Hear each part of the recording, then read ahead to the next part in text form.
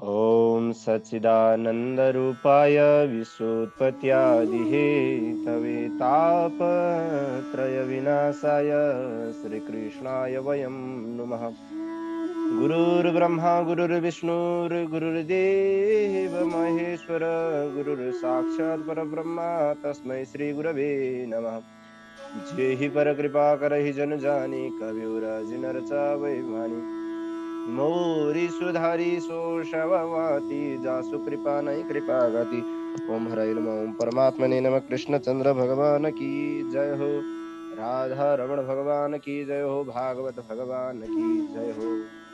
श्रीमद् भागवत को चर्चा परिचर्चा गर्दै गर्दै सत्संग गर्दै गर्दै भगवानका अमोघ लीलाहरू समाहित भएको श्रीमद् भागवतको षष्ठ स्कन्धको 10औं अध्यायसम्म हामी उपस्थित भइसकेका छौं। 9औं अध्याय परिपूर्ण गरेसँगै 10औं अध्यायमा भगवत परिचर्चा अलि रोचकताका साथ अगाडि बढेको देखिन्छ। यहाँ के हुन्छ त भन्दा अब देवता जो भगवानद्वारा चाहिँ उपदेश पाइसकेपछि भगवानद्वारा चाहिँ आज्ञा पाइसकेपछि दधिची ऋषिलाई भेट्न भनेर इन्द्र जाने कुरा, त्यहाँबाट इन्द्रको शरीर माग्ने कुरा, इन्द्रले चाहिँ स्वार्थपूर्तिको लागि हेर्नुस् एउटा ऋषिको हत्या, ऋषिको हड्डी लिएर आउँछन्। यहाँ त्यस्ता प्रसङ्ग रोचक प्रसङ्ग छ। जाउँ यो रोचक प्रसङ्गलाई एकदम मजाले हामी चिन्तन गरौँ। के छ कुरो भन्दा श्री शुकदेव स्वामी भन्नुहुन्छ, श्री शुकवाच इन्द्रमेवं समादिश्य भगवान् विश्वभावनः पश्यतामनिमेषाणां तत्रैवान्तर्दधे हरिः।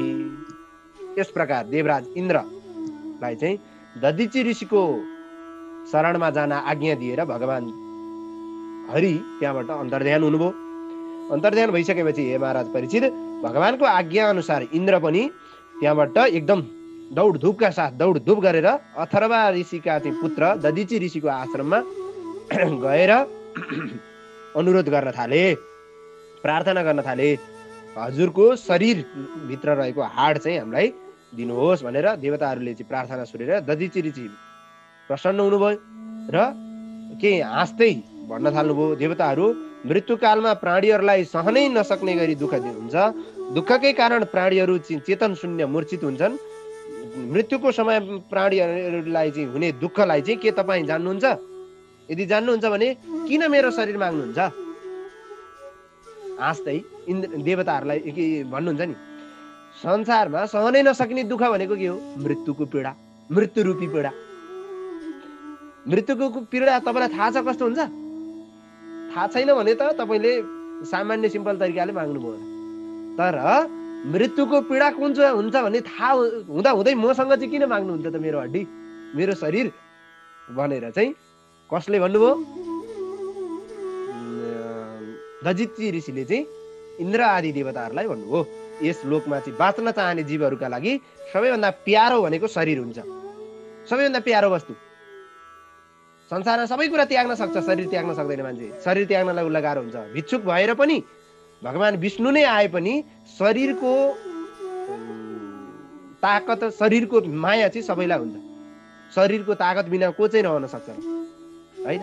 भनिसकेपछि देवा हुचु देवताहरू भन्न थाले, हे पूज्य ब्राह्मण, हे भगवान्, हे गुरुवर, हजुर प्राणीहरूप्रति अत्यन्त दयालु उदार चित्तवाला हुनुहुन्छ। हजुरले गरेका सम्पूर्ण कर्महरू प्रशंसनीय छन्।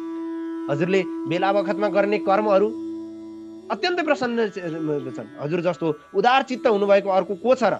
जसले आफ्नै टाउको काटिएर पनि अश्विनी कुमारलाई चाहिँ ब्रह्म ज्ञान दिनुभयो। अश्वशिरा घोडाको टाउको आफूमा स्थापित गरेर पनि ज्ञान दिनुभयो।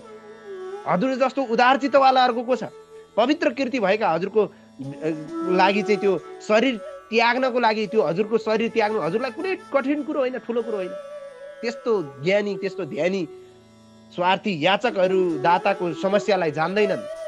जो याचकहरू छन् त्यो दाताको समस्यालाई कहिल्यै बुझ्न सक्दैनन्, कसैले जान्दैन। ध्यान दिइरहनु होला। ननु स्वार्थपरो लोको नवेद पर सङ्कटम। यो पुरै लोकलाई भनेको। यदि जान्दथे भने उनले माग्दैनथे। अरूको समस्यालाई नबुझिकन यदि बुझ्दछन् भने अरूले माग्ने आँटै गर्दैनन्। माग्ने व्यक्ति के हुन्छन् भने अरूको समस्यालाई बुझ्न सक्दैनन्। आफ्नै ठुलो मान्छन् उनीहरू।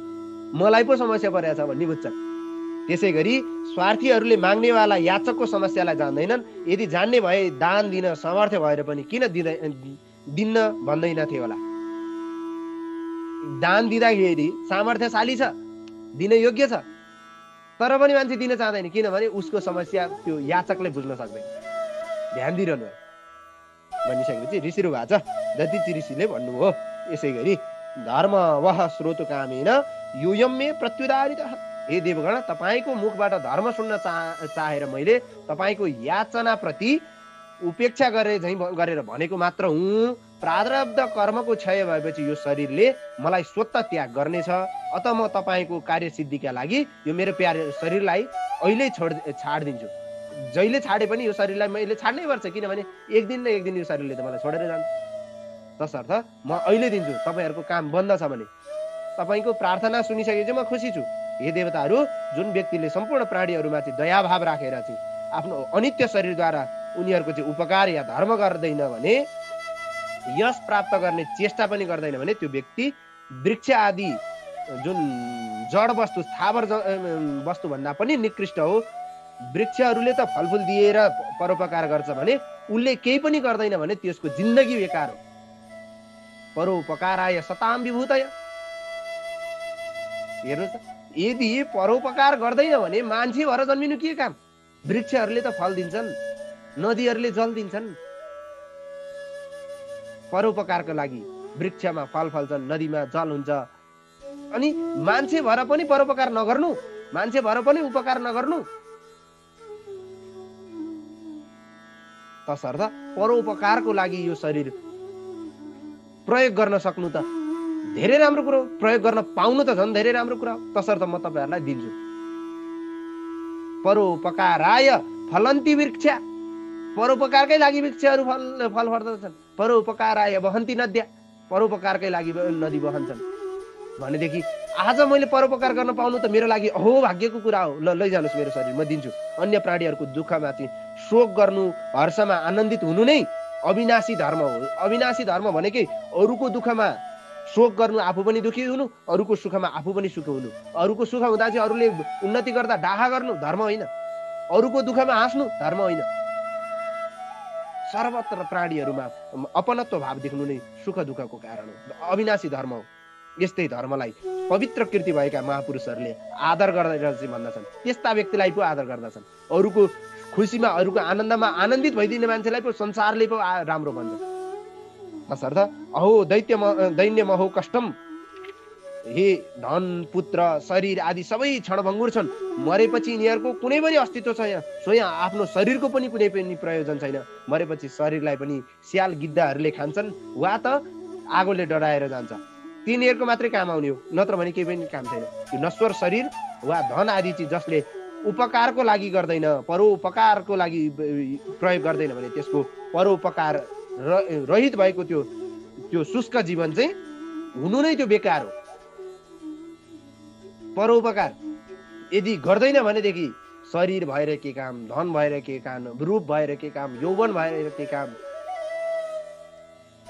त्यो त पशु पनि के भन्ने, त्यो वृक्ष भन्दा पनि निकृष्ट। वृक्षले त कमसेकम परोपकारकै लागि फल दिन्छ, नदीले त परोपकारकै लागि जल दिन्छ। त्यो भन्दा पनि पतित, त्यो भन्दा पनि खतम। तसर्थ परोपकार नै जिन्दगीको सार्थकता हो। यो शिक्षा दिन खोजेको, परोपकारको लागि बताउन खोजेको, परोपकारको शिक्षा दिने यो अध्याय छ।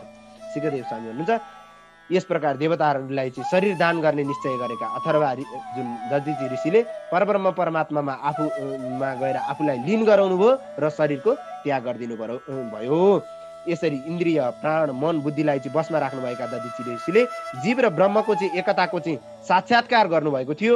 उहाँको शरीर सांसारिक बन्धनले कहिले पनि नष्ट भइसकेको थियो। सांसारिक बन्धनले उहाँलाई छोएको थिएन। शरीरलाई छोडिदिनु भयो, आफूलाई लर परमात्मामा मिलाउनु भयो। शरीरको त्याग गर्नेवाला ब्रह्मज्ञानी दधिची ऋषि योग समाधिमा बस्नुभएको थियो। अथवा उहाँले नै शरीर छुटेको थाहा नै पाउनु भएन, उहाँलाई कुनै पनि चिन्ता भएन। उहाँले चाहिँ परोपकारकै लागि चाहिँ आफ्नो जिन्दगी जीवनयापन गरिदिनु भयो। तसर्थ उनीहरूले मागे अनुरूप उहाँको शरीर चाहिँ हड्डी चाहिँ दिनुभयो। भगवान नारायणको तेज शक्तिले पहिले नै युक्त भएको देवराज इन्द्र आदि दधिची ऋषिको हड्डीबाट विश्वकर्माले बनाइएको वज्रलाई हातमा लिएर धन शक्तिशाली बन्यो इन्द्र। दधिची ऋषिलाई को त्यो हड्डी लिएर गएर विश्वकर्मालाई दियो, हतियार बनायो। त्यसपछि त्यो हतियार शक्तिशाली हतियार लिएर उनका वरिपरि देवता तैनात भएर चाहिँ युद्ध गर्न पुनः युद्ध भूमिमा आयो। मुनिगणले चाहिँ उनको स्तुति गरिरहेका थिए। यस प्रकार तिनै लोकका चाहिँ हर्षित हुँदै ऐरावत हात्तीमा सुशोभित भएर इन्द्र वृत्रासुरसँग युद्ध गर्न आयो। हे महाराज परीक्षित, प्रलयकालमा रिसाएका महारुद्रले स्वयं यमराजलाई मार्न लागे जस्तै रिसाएर देवराज इन्द्रले पनि सम्पूर्ण शक्ति लगाएर बलपूर्वक वेगपूर्वक असुर सेनाका सेनापतिलाई चाहिँ वरिपरिबाट घेरेर चारैतिरबाट घेरेर वृत्रासुरलाई मार्नलाई आक्रमण गरे। वैवस्वत मन्वन्तरको चाहिँ प्रथम चतुर्युग अन्तर्गत त्रेतायुगको आरम्भ कालमा चाहिँ नर्मदा नदीको तटमा देवताहरूको र दानवको अत्यन्त भीषण युद्ध भयो। कहिले युद्ध भयो भन्दा वैवस्वत मन्वन्तरको चाहिँ प्रथम चतुर्युग मध्ये पहिलो चतुर्युग मध्ये त्रेतायुगको चाहिँ आरम्भमा सत्य सकिएर त्रेता सुरु हुँदाखेरिको समयमा नर्मदा नदीको तटमा चाहिँ यो युद्ध भएको हो। हे महाराज परीक्षित, रुद्र, अष्टवसु, द्वादशादित्य, अश्विनी कुमार, पितृदेव, अग्निदेव, मरुदगण, ऋभुगण, साध्यगण, विश्वदेव आदिले सहित भएर मरुदपति देवराज इन्द्रले चाहिँ आफ्नो विलक्षण कान्तिले शोभायमान भएर रणभूमिमा चाहिँ शोभायमान इन्द्रलाई चाहिँ देखेर वृत्रासुर र आदि असुरका सेनापतिहरूले सहन सकेनन्। अनि सुवर्णमय सामग्रीले सजिएका सुमाली, माली आदि गरेका सर्वश्रेष्ठ असुरहरूले चाहिँ शहीद भएको नमुची, सम्बर, अनर्वा, द्विमूर्धा, वृषभ, अम्बर, हयग्रीव, शङ्कुकिरा, शङ्कुशिरा, विप्रचित्ति, अयोमुख, पुलोमा, वृषपर्वा, प्रहेती, हेती, उत्कल आदि हजारौं दैत्य दानव तथा यक्ष गन्धर्वहरूले चाहिँ मृत्युभन्दा पनि अझै इन्द्रको चाहिँ सेनालाई चारैतिरबाट छेकेर अस्त्रहरू प्रहार गरे। इन्द्रको सेनालाई चाहिँ चारैतिरबाट घेरेर वृत्रासुरका सैनिकहरूको अभिमान र निर्भरताका साथ सिंह गर्जदै गदा, परिग, बाण, भाला, मुङ्रो, तमुर, शूल, वंशरो, खड्ग, शतघ्नी, भुसुण्डी लगायतका शस्त्र प्रयोग गरेर चारैतिरबाट चाहिँ प्रहार गरेर देव सेनालाई ढाकिदिए। अब आक्रमण गर्न थाले। असुरहरूको त्यो प्रहार पर्नासाथ त्यसको चाहिँ पछि तुरन्त अर्को बाण प्रहार गरेकोले बाणको चाहिँ समूहद्वारा चारैतिरबाट ढाकिएर देवसेनाहरू अदृश्य भए जसरी आकाशमा रहेका मेघद्वारा ढाकिएका ताराहरू अदृश्य जसरी हुन्छन् त्यसै गरी छेकिन थाले, हराउन थाले। युद्ध एकअर्काको युद्धको चाहिँ वर्णन हो। असुरहरूले वर्षा गरेको त्यो बाण शस्त्र अस्त्रको समूहले देवसेनालाई स्पर्श पनि गर्न सकेन, किनभने देवताहरूले छिटो हात चलाएर चाहिँ ती अस्त्र शस्त्रहरूलाई चाहिँ आफू नजिक आइपुग्नुभन्दा अगाडि नै आकाशै मार्गमा चाहिँ टुक्रा टुक्रा पारिदिन्थे। देवताहरू पनि के कमी थिए, असुरहरू पनि कमी थिएनन्, देवताहरू पनि कमी थिएनन्। एकअर्कामा चाहिँ घमासान युद्ध चलिरह्यो। देवताहरूका सबै शस्त्र अस्त्रहरू नष्ट भए, निष्फल भए। तब उनीहरूले देवताहरूको सेनामाथि पर्वतको चुचुरो, ढुङ्गा, मुढा, अब के रुख के हुन्छ वर्षाउन मिल्ने जति सबै वर्षाउन थाले। देवताहरूको असुरहरूले फाकेको त्यो वृक्ष आदिलाई पनि पहिले जस्तै टुक्रा टुक्रा पारिदिए, आफ्नो रक्षा गरे। असुरहरूले इन्द्रका सेनाहरूमाथि विभिन्न शस्त्र अस्त्र प्रहार गरेर इन्द्रमाथि चाहिँ कुनै पनि त्यसको प्रभाव चलेन, किनभने उनीहरू शक्तिले समर्थ भएर आएका थिए। उनीहरू पूर्ण स्वस्थवत थिए। ढुङ्गा, वृक्ष आदि पहाडहरू चुचुरोहरूले प्रहार गर्दा पनि उनीहरूलाई कुनै पनि क्षति पुगेन। यो सबै देखेर वृत्रासुरका सेनाहरू चाहिँ डराए। त्यो वृत्रासुरका चाहिँ सेना सबै डराए। के जति हान्दा पनि कतै पनि केही घाउचोट केही पनि हुँदैन, थाक्दैन।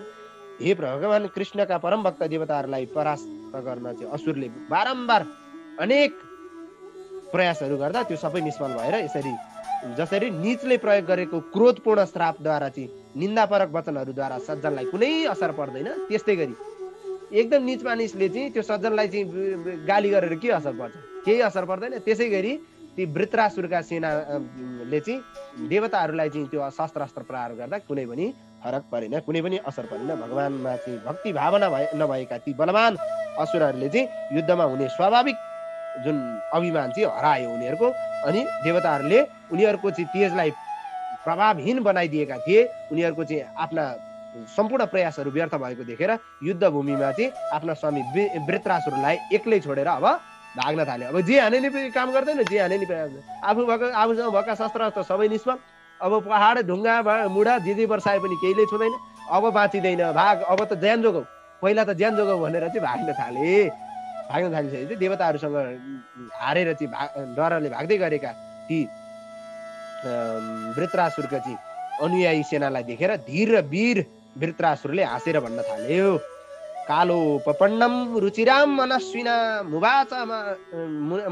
मुवाच वाचां पुरुष प्रवीरः हे विप्रचित्ते नमुचे पुलोमम मया नभर सम्बरा मे शृणुध्वम। हे पुरुष श्रेष्ठ वृत्रले चाहिँ कालमा चाहिँ उचित भएको वीरतालाई बाणी बोल्दै भन्यो, हे विप्रचित्ती, हे पुलोमा, हे मय, हे अनरवा, हे सम्बरासुर, मेरो कुरा सुन तिमीहरू। जातस्य मृत्यु ध्रुव, जातस्य जन्मिएको मान्छेको मृत्यु के छ? निश्चित छ। यस सर्वतः ध्रुव मृत्यु निश्चित, ध्रुव निश्चित, जन्मेको मान्छे मर्ने कुरा निश्चित छ। तिमीहरू किन डराएर भागिरहेछौ? तिमीहरू प्रतिकार गर्ने उपाय कहिले पनि तिमीहरूले रचना गरेका छैनौ। मृत्युबाट चाहिँ डराएर आज भागेर के भोलि पनि मृत्युबाट जोगिन सक्छौ तिमीहरू? यदि लोकमा कीर्ति र यशको लागि प्राप्त हुन्छ भने युद्ध भूमिबाट भाग्नु होइन, युद्धमा चाहिँ वीरोचित मृत्युलाई नै स्वर्ग वीरको स्वीकार गर्नुपर्छ। तिमीहरू यदि वीर हौ, तिमीहरू यदि असुर जाति हौ, यदि तिमीहरू युद्ध गर्न आएका हौ, तिमीहरू चाहिँ एउटा योद्धा हौ भनेदेखि आऊ, लड, मर, मर्नको लागि नडराउ। किनभने युद्ध भूमिमा मर्ने मान्छेले त स्वर्ग लोक प्राप्त गर्छ, थाहा छ तिमीहरूलाई? अहिले रणछोर भनेर युद्धबाट भागिरहेका छौ तिमीहरू। यस लोकमा चाहिँ दुई प्रकारको मृत्युलाई सर्वश्रेष्ठ भनिएको छ। एउटा ब्रह्म चिन्तनद्वारा गरिने योगीहरूको मृत्यु, अर्को रणभूमिमा परेर मर्ने वीरको मृत्यु। युद्ध भूमिमा रणभूमिमा चाहिँ वीरले पाउने मृत्यु र ब्रह्म चिन्तनद्वारा योगीले पाउने मृत्युलाई मात्रै संसारको सर्वश्रेष्ठ मृत्यु मानिएको छ। बाँकी रहेका त सबै घाँस पतिङ्गर जस्तै हो, सबै सोत्तरै हो।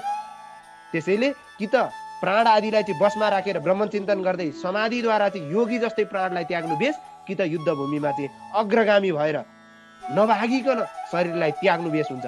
युद्ध भूमिबाट नभाग, किनभने मृत्यु चाहिँ ज्यादै दुर्लभ छ। त्यो मृत्यु सजिलै कहाँ हुन्छ? युद्ध भूमिमा चाहिँ त्यस्तो श्रेष्ठ मृत्यु चाहिँ अत्यन्तै दुर्लभ छ। तसर्थ युद्ध भूमिमा चाहिँ आज कि त मर्छु कि त मार्छु भन्ने जोस जागरका साथ लाग्यो। यस्तो एकदम उत्साहले भरिएको वचनद्वारा चाहिँ वृत्रासुरले आफ्ना सेनाहरूलाई एकचोटि फेरि रिचार्ज गर्ने प्रयत्न गर्यो। यसरी वृत्रासुरको चाहिँ र इन्द्र सेनाको चाहिँ देवतासुर र वृत्रासुरको चाहिँ युद्ध हुन थालेको यो अध्याय इति श्रीमद् भागवत महापुराणे पारमहंस्यां संहितायां षष्ठ स्कन्धे इन्द्र वृत्रासुर युद्ध वर्णन नाम 10औं अध्यायको चाहिँ यो षष्ठ स्कन्धको 10औं अध्यायको यो भगवत परिचर्चालाई पूज्य गुरुवरका चरण कमलमा र भागवत भगवानका चरण कमलमा विश्राम। ओम अस्तु परिपूर्णम कृष्णार्पणमस्तु।